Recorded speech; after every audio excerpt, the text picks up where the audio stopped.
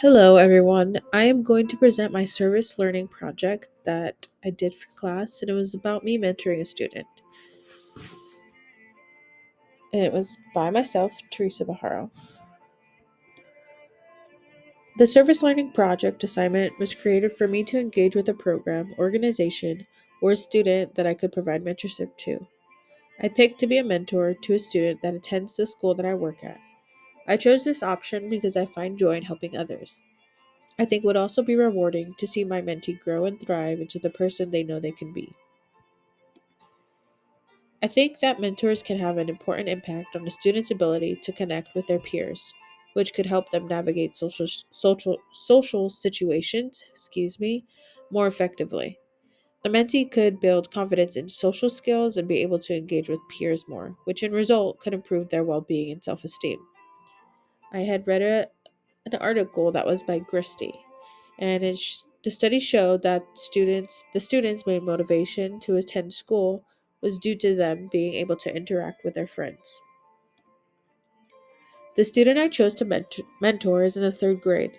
They have a hard time interacting with other students. He is more familiar with the staff that work with him, but when encouraged to talk to other students his age, he usually shuts down. The student has been identified with an anxiety disorder, which resulted him to experience uncontrollable fear. The mental health provider and myself met to talk about my mentoring plan. We came up with a way I could possibly support the student and their environment at school. And this mentoring project, I plan to support the student with issues they have with peer relationships. I believe this was needed because it is important that the student is able to communicate with their peers and to add to their success in school.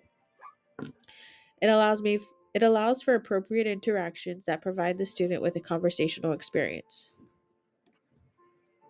We met on Thursdays. At first, we needed another adult that he trusted because he was not very familiar with myself. After two meetings, we were able to meet independently, and he was even more talkative at this point. The student addressed that he wanted to make friends and that he felt very lonely in his classes. A lot of times, this resulted in him not wanting to be a part or even be in class. He also let me know that he was afraid to start conversations and he did not really know what to talk about. When other students talked to him, he got worried and he thought that he would say the wrong things or they just wouldn't want to talk to him again because of how shy he was. We had set two goals. Goal one was to develop tools that would be useful when approaching or talking to another peer. And goal two was successfully conversating with another peer. Our learning process. First, it was important that I got to know the student and allow him to feel comfortable with me just talking to him. For the first two meetings, our mental health provider was present. We played two truths, one lie, and we played the game of Clue. The learning process. When he was ready to meet with me one on one, we started practicing communicating back and forth. I would pick a topic to talk about and I would initiate the conversation. I would usually ask open ended questions, so he had to respond in a way that allowed me to further the conversation. I allowed him to invite another student from his class to participate in a game of Clue and helped guide their conversation. That was very successful because they were playing a game he loved while talking, so I feel like he didn't really feel the pressure of the conversation. We learned about engagement, active listening, patience, empathy. When we talked about empathy, he seemed quite confused on this topic, so I searched up two videos that gave a definition of what empathy was and a clip that showed empathy listening. The clips are attached to the next two slides.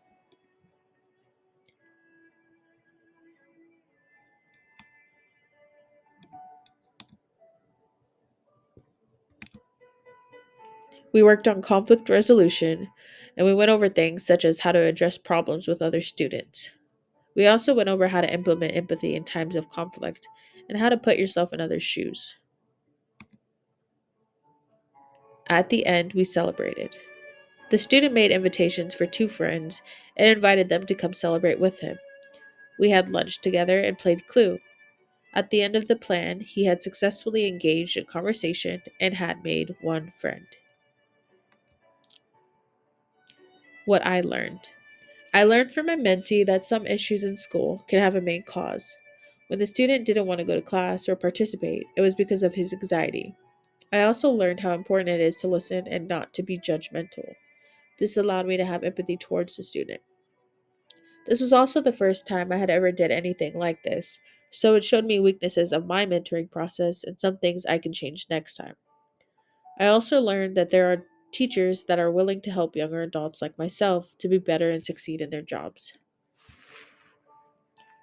Why was it important?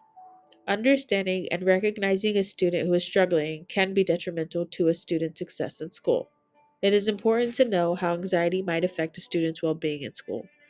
Some important things to remember that some disorders might interfere with our academic performance and social development.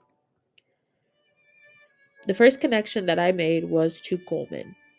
Goldman talks about how social connectivity and its ability to create social connection and how this helps mitigate anxiety. They also talk about how individuals who experience social connection are more likely to participate in emotional support. Every student should be able to connect with the people they see every day because it could allow them to create a safe and trusted environment. This could also help reduce anxiety and allow the student to interact. The second I made the second connection I made to Goldman was how they emphasize how anxiety can reduce our ability to connect with others and how crucial it is to be able to recognize our emotional states. It is important to understand that those who have anxiety have a harder time recognizing emotional states, which can lead to miscommunication, poor decision making, and have a harder time coping. The last connection that I made was also to Goldman. Goldman talks about how important it is in understanding our emotional responses, and being able to do this can help us manage our anxiety. It is also important to understand emotional response to reduce our anxiety, but also strengthen relationships and improve a student's emotional regulation. How will I use this in the future?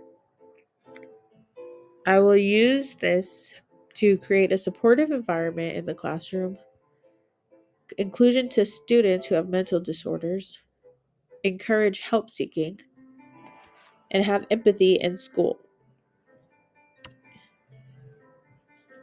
In conclusion, my project of mentoring a student with peer relationship challenges has been such an incredible learning experience for me. I have gained knowledge on the challenges of students' social dynamics and the importance of emotional support from the adults in the school.